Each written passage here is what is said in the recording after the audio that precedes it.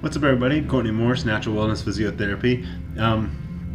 I had a nice Pilates session last week with Chelsea, and the first thing she asked, like, well, what kind of stuff do you want to work on today? And I had mentioned to her that my back had been pretty stiff the last few days or so, and so we did some training that was very specific to that.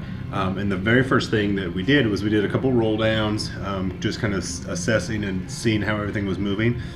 And then we did basically the entire session up on these two Franklin balls, which are these nice kind of squishy balls on here.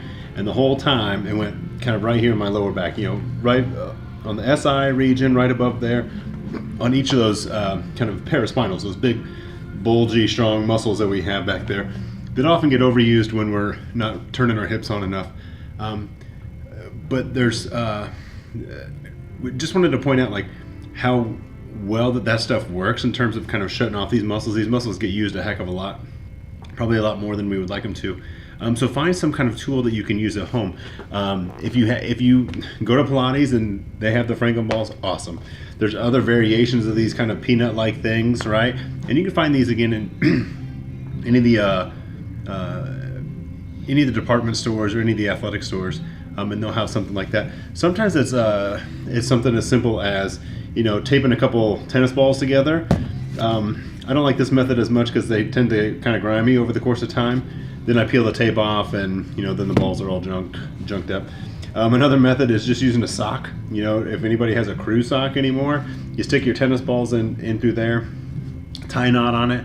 Then when it starts to get a little skunky, then you pitch it in the wash machine, and you go to work. But the goal for this, whether it is in our lower back, our middle back, or even if we're getting some of those suboccipital headaches, is that you're going to find that tissue on each side of your spine. I have the tendency to prop my feet up, and then we're just kind of working this thing side to side. So maybe a quick taste of what that looks like here. So I'm going to put this thing right on each side here, and then I'm basically just kind of lifting my butt up and kind of searching around and finding those spots where it's a little bit sore, maybe a little bit tight. I'm just going to hang out there and work it for a little while. 2, 3, 4, 5 minutes. Then you move it up and down the chain.